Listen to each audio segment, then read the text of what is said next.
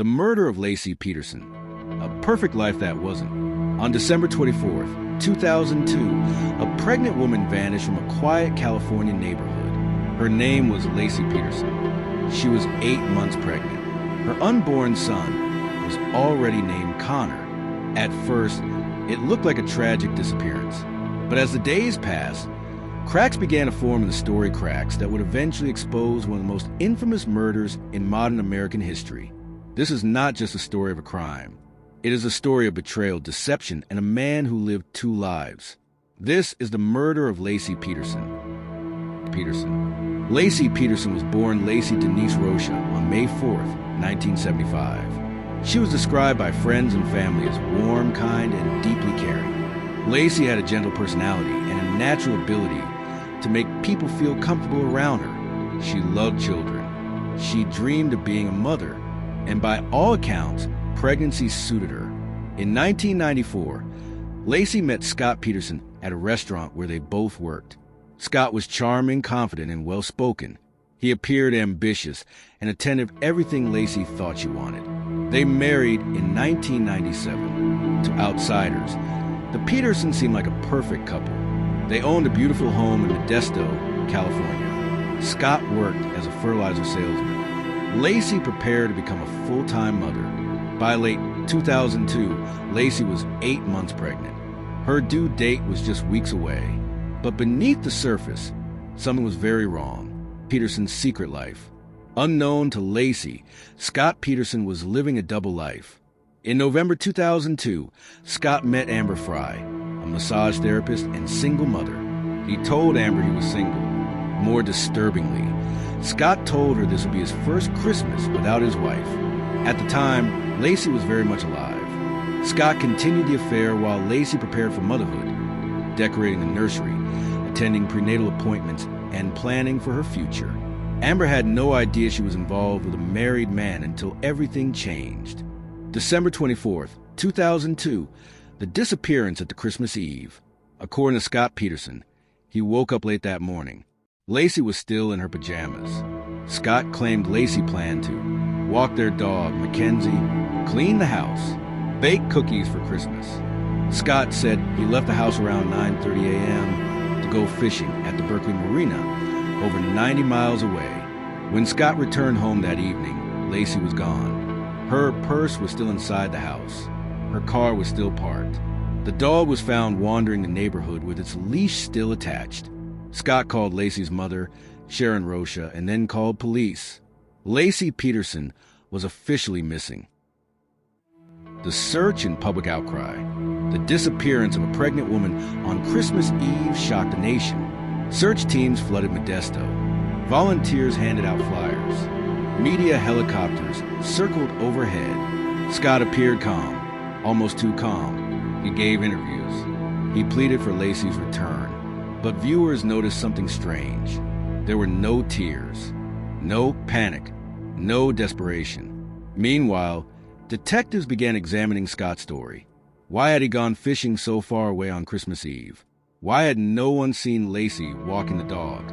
Why did Scott seem more concerned about media attention than finding his wife? The affair is exposed. In January 2003, police uncovered Scott's affair with Amber Fry. When Amber learned Scott was married and that his wife was missing, she was horrified. She immediately contacted police. Under their guidance, Amber recorded phone calls with Scott. During these calls, Scott lied repeatedly. He spoke romantically while claiming to be searching for Laci. He made plans for the future. Most chilling of all, Scott told Amber he was in Paris on New Year's Eve, but he was actually attending a candlelight vigil for his missing wife. Public opinion shifted overnight. Scott Peterson was no longer a grieving husband. He was a prime suspect. Evidence begins to surface.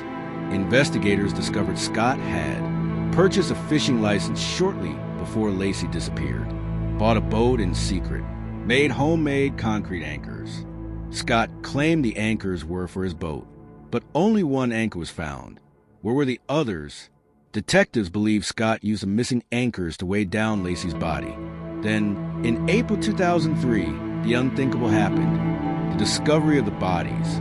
On April 13th, 2003, nearly 4 months after Laci disappeared human, remains were found along the San Francisco Bay shoreline. The remains were identified as Laci Peterson, her unborn son, Connor Peterson. The location was horrifyingly close to where Scott claimed he had gone fishing. Laci had been decapitated by natural processes in the water. Connor had been expelled from her body after death. It was clear now, Laci was never coming home.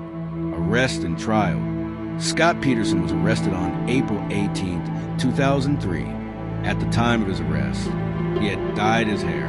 He carried multiple cell phones. He had thousands of dollars in cash. He was near the Mexican border. In 2004, Scott Peterson went on trial. Prosecutors painted a chilling picture. A man who didn't want a family.